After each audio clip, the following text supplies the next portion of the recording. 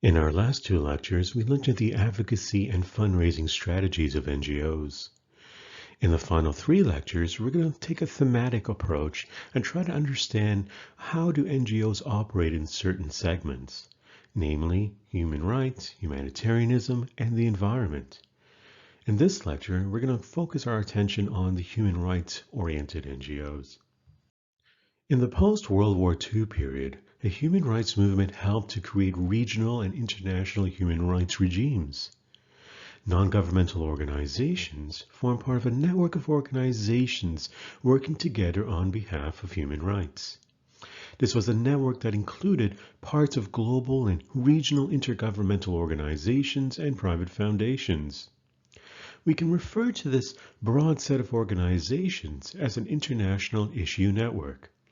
These networks differ from other forms of transnational relations, such as epistemic communities or transnationally organized interest groups, in that they are driven primarily by shared values or principal ideas.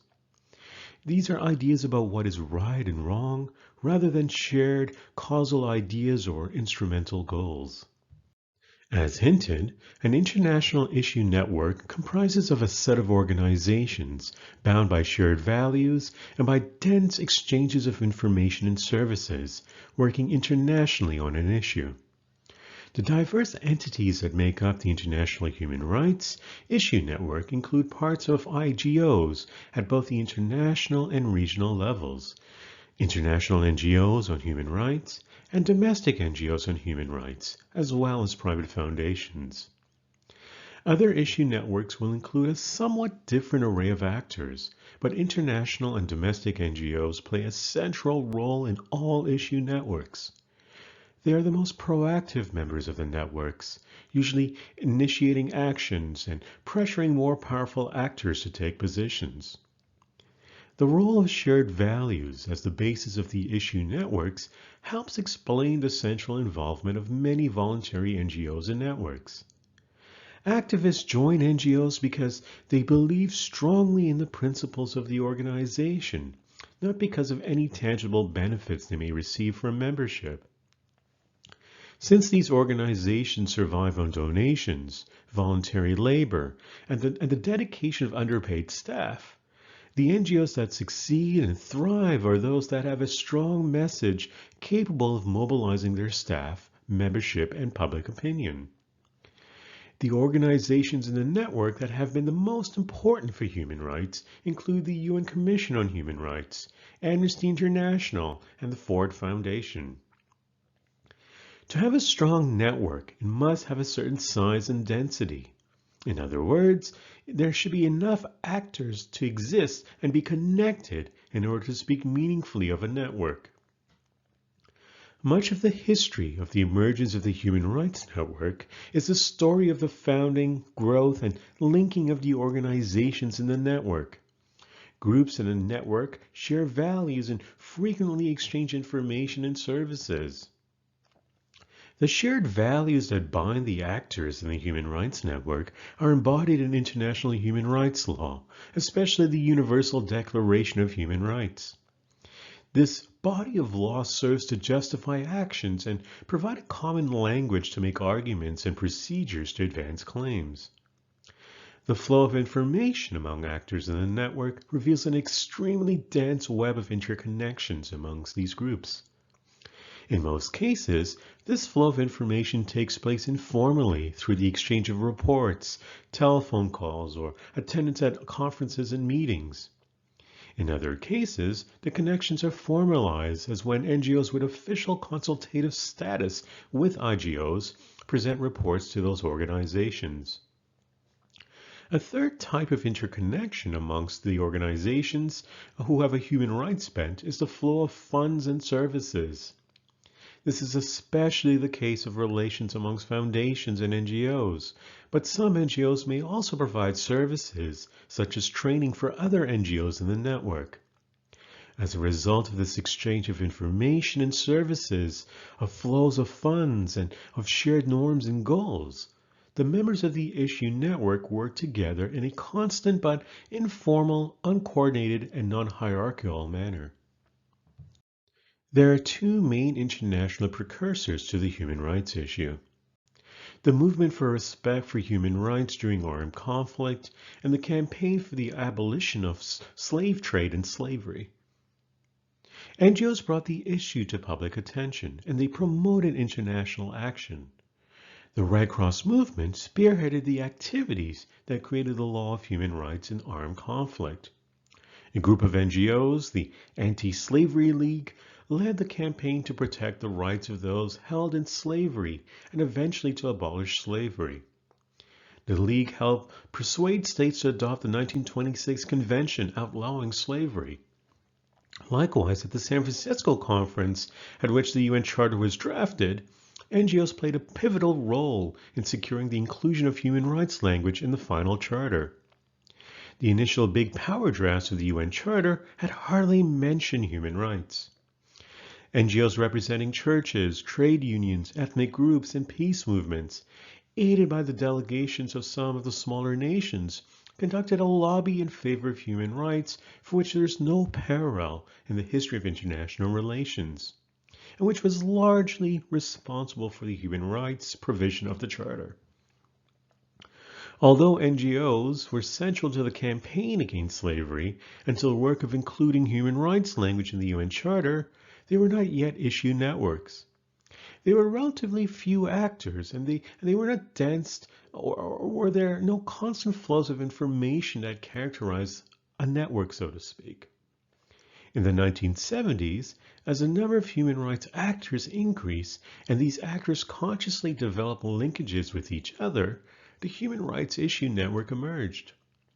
Although international human rights norms emerged out of a world reaction to the Holocaust, these norms were subordinated to anti-communism during the period of the Cold War. With the advent of the détente in the early 1970s, a more permissive environment was created for the consideration of human rights, and a convergence of some shocking cases of human rights abuses, such as the ones witnessed in Chile or in Greece, moved public opinion. In reaction to these conditions, all types of human rights organizations in the network increased in the 1970s, with the expansion of NGOs in particular giving impetus to the growth of the network as a whole.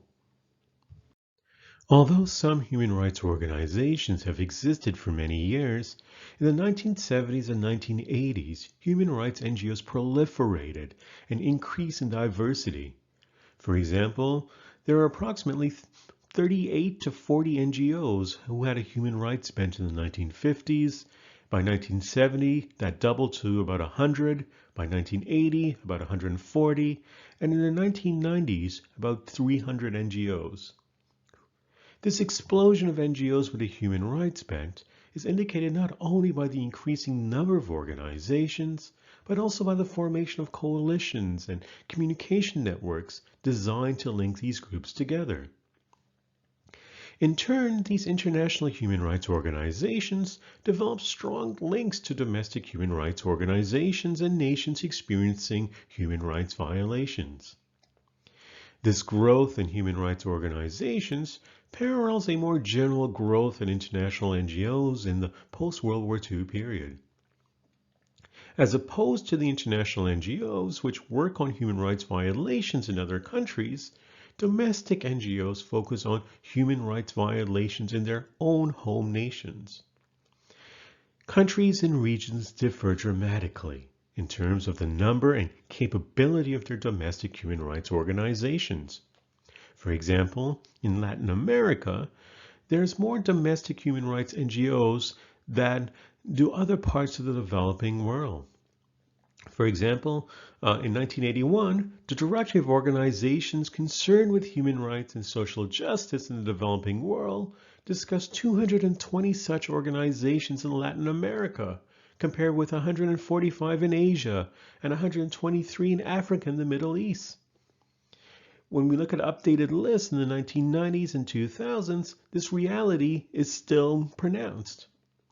Of all the countries of Latin America and the Caribbean, only Grenada does not have a domestic human rights organization, while some countries have 50 to 60 such groups in present day. An international demonstration effect was at work in Latin America during the 1980s as the work and successes of the original human rights organizations in the region inspired others to follow their example. Prior to 1948, no NGO was dedicated to the issue of human rights. By the 1990s and early 2000s, about 30 of such organizations included human rights as a significant part of their work. These international organizations became the arenas where NGOs came together and a focal point for NGO work. In fact, the larger international NGOs with a human rights bent have UN consultative status. Such status comprises the formal procedure linking NGOs to international NGOs in the issue network and allows them to participate in the debates and activities of the UN. Both the UN Commission on Human Rights and the Subcommission on the Protection of Ethnic Minorities, which was set up after World War II, became more dynamic in the 1970s under the influence of the new rules and the pressures of international NGOs and some European governments. The Human Rights Committee began to function after the International Convention on Civil and Political Rights came into legal force for adhering states in 1976, providing yet another arena for the human rights debate and activism in the UN system. A handful of private and public foundations have been active in funding human rights organizations. The most important US-based foundation has been the Ford Foundation, but a number of European funders have played key roles, especially European church foundations. In addition to private foundations, official development assistance agencies in Canada, the Netherlands, Scandinavia, and the United States have also funded human rights NGOs. Prior to 1975, large U.S. foundations hardly ever funded international human rights work. From the mid-1970s onwards, U.S. foundation grants for human rights grew dramatically in terms of both the total number and especially the absolute dollar amounts of grants. The Ford Foundation accounts for much of this change, but a number of other foundations were redirected to giving towards human rights. Foundations did not create organizations or networks, and it's important for us to note that. They only help to strengthen existing organizations. Foundations, by their nature, were quite responsive. They funded proposals from functioning organizations, but rarely initiated projects themselves. So this is what I mean that foundations are by nature responsive. Nevertheless, the move of a handful of foundations into human rights funding help human rights organizations sustain themselves, institutionalize, and grow. What is the relationship of networks to government policy? In most cases, government human rights policy emerged as a response to network pressure and depended fundamentally on network information. For this reason, it is very difficult to separate the independent influences of government policy and network pressures. Networks often work through governments and other powerful actors to achieve their greatest impact. Government policy bodies provide arenas and points of leverage for the work of the network. For example, in the United States, the earliest governmental group to work actively in human rights was the House Subcommittee on International Organizations, later renamed the Subcommittee on Human Rights and International Organizations. Beginning in 1973, this subcommittee held a series of hearings on human rights abuses around the world that put it into contact with many human rights advocates in the network. The primary witnesses providing human rights data and information in these hearings were the representatives of human rights NGOs. In the initial years, the Bureau of Human Rights and Humanitarian Affairs of the U.S. State Department, formed during the Carter administration, maintained close contacts with and sought out the information of NGOs. In European nations, points of influence within the state centered on ministries of foreign affairs and developmental cooperation. In some cases, European governments institutionalized the links with other parts of the network. For example, the Dutch and the Norwegian executives initiated human rights advisory committees, which incorporated NGOs and ministries and parliamentarians and scholars together. Often the interaction between the network and bureaucratic groups within governments were mutually reinforcing. The United States annual human rights reports provide a clear example of this interaction. Since State Department officials did not want to offend foreign officials or undermine other policy goals, their early human rights reports were often seen as weak. However, the State Department reports did serve as a focal point for human rights groups, which were able to create annual public events by issuing responses to these reports. The reports and counter-reports attracted press coverage on human rights, and the critiques of the State Department reports held the department up to higher standards in its future reporting. Domestic human rights organizations in repressive nations, in turn, learned that they could indirectly pressure the governments to change practices by providing information on human rights abuses to human rights officers for inclusion in country-specific reports. Needless to say, the link up to government is simultaneously the most powerful and least dependable aspect of the work of the issue network. The effectiveness of the network often depends on engaging support from governments.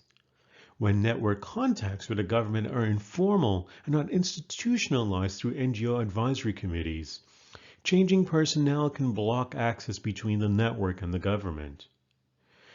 We have seen a dramatic growth in each part of the human rights network in the 1970s, 1980s, into the 2000s. This growth alone poses problems to state sovereignty, since each new human rights organization embodies a reconceptualized view of state sovereignty, whereby international scrutiny of domestic human rights practices is not only legitimate, but also necessary. To demonstrate the impact of the network in practice, however, we need to look at the effectiveness of these pressures in specific cases. This concludes our lecture on human rights. In our next lecture, we will be looking at humanitarianism.